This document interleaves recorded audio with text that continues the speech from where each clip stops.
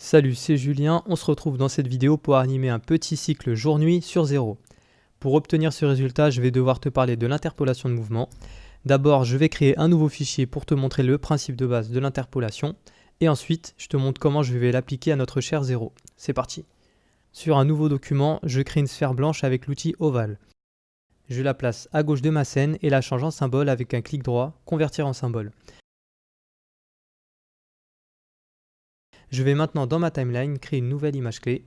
Pour faire ça, je clique droit dans ma timeline à 1 seconde ou à 24 images et sélectionne Insérer une image clé. Je reste sur cette image et je vais maintenant déplacer ma sphère à droite de ma scène.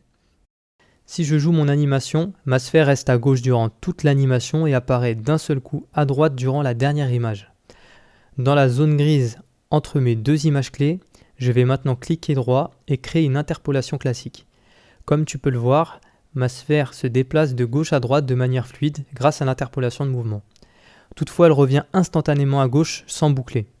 Pour corriger ça, je vais dupliquer ma première image clé et la glisser à 2 secondes tout en maintenant la touche Alt enfoncée.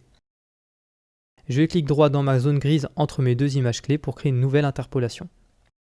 Je fais entrer pour voir mon animation et ma sphère fait des allers-retours.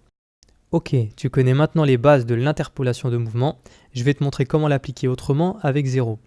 Je reviens sur le fichier export 0, de la même manière je vais me placer à l'image 60 dans ma timeline et insérer des images clés sur mes deux calques en même temps. Sur mes nouvelles images clés, je vais modifier la couleur des éléments de ma scène, je sélectionne le fond et dans les propriétés je modifie les couleurs. Je fais la même chose pour 0. Comme tout à l'heure, si tu joues l'animation, tu auras un changement instantané de couleur.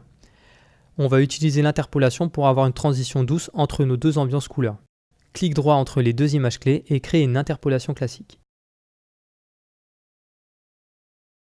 L'animation fonctionne, il reste une étape pour que la boucle soit bouclée. Sélectionne les clés à l'image 1 et duplique-les en maintenant Alt à l'image 120.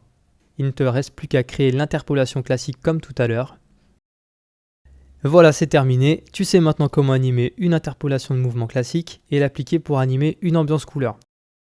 Si tu veux apprendre à animer le boost de 0, le tuto est disponible sur diamo.fr. Moi, je te dis à bientôt pour d'autres tutos.